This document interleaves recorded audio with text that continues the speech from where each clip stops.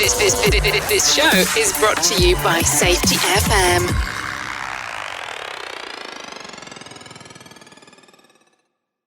Warning, the following broadcast contains adult language, adult content, frank safety discussions, and stories that might sound unbelievable. But believe me, every one of those stories is true. We didn't start the safety war, but we are going to fight to win it. For our families, for our communities, for our workplaces, and for our lives.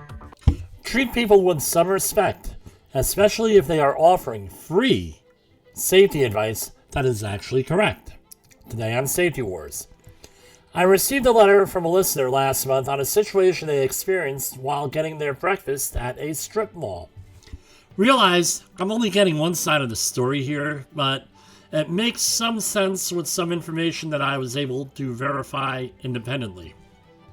They were looking at a new retail location that was being built. The roofer, and this should be no big surprise, was not using fall protection when they should have been. The listener went over to the site looking for a possible business opportunity for fall protection training.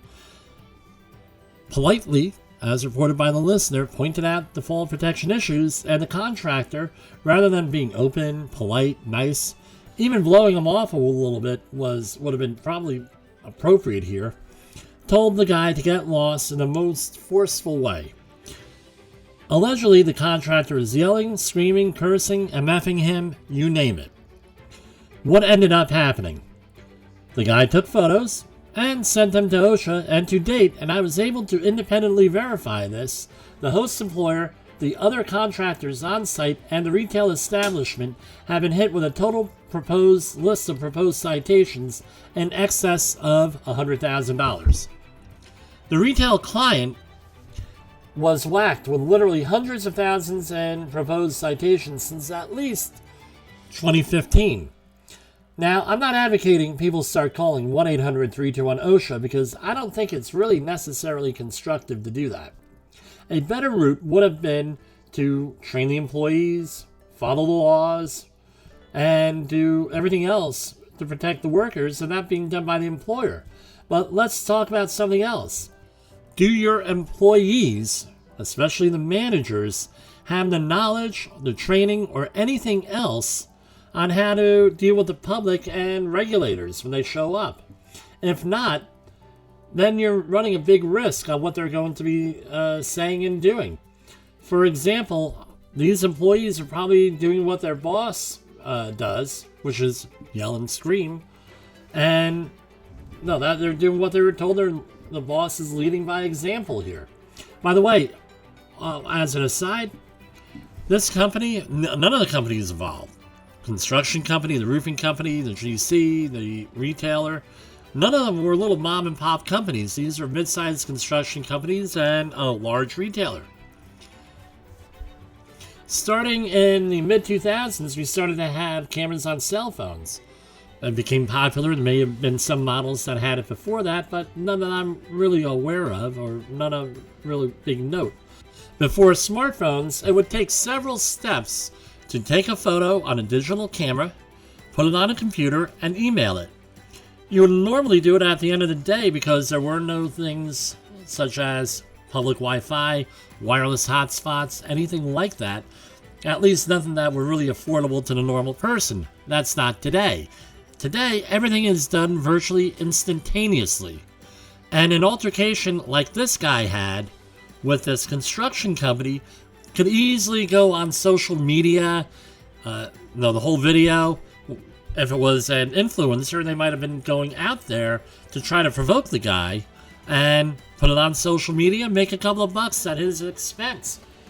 So my question is, and I'll ask this again, what are you doing to train your employees or instruct your employees on how to manage these situations? How are you training them to deal with regulators, town officials, and any of the cast of characters we, as an industry, need to deal with? I'll give you a couple of suggestions here. First of all, don't cut corners and actually have your employees and direct your foreman to follow OSHA regulations and laws. Again, OSHA regulations and laws are just the minimum. You need to give them the resources. If they were following regulations, they would probably not have attracted attention in the first place, or this could have been an entirely different type of interaction with everybody. Some more takeaways. 1. Obey the law. We mentioned it. 2. Teach your employees or find people in charge that can handle the public and engage the public nicely. There are cameras everywhere.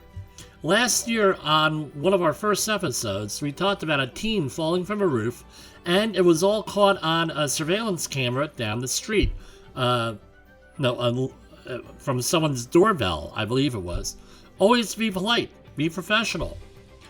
Have a plan in place to manage and respond to accidents, injuries, and other things that may arise on an emergency level.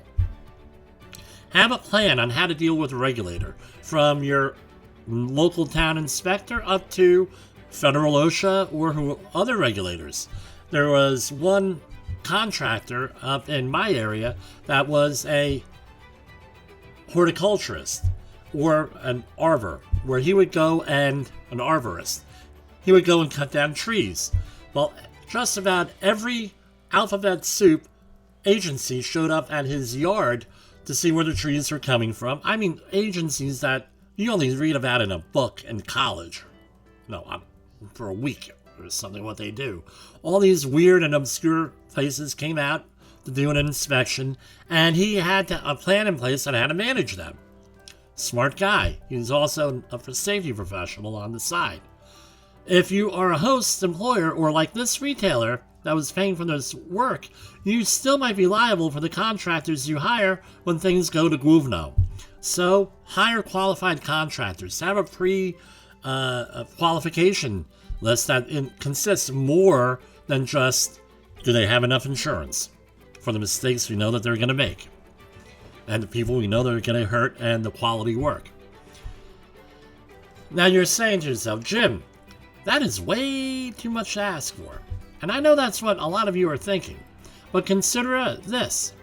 The total cost of training and a robust human resources system is small compared to an OSHA citation, litigation, and everything else, tangible and intangible, that goes along with these problems.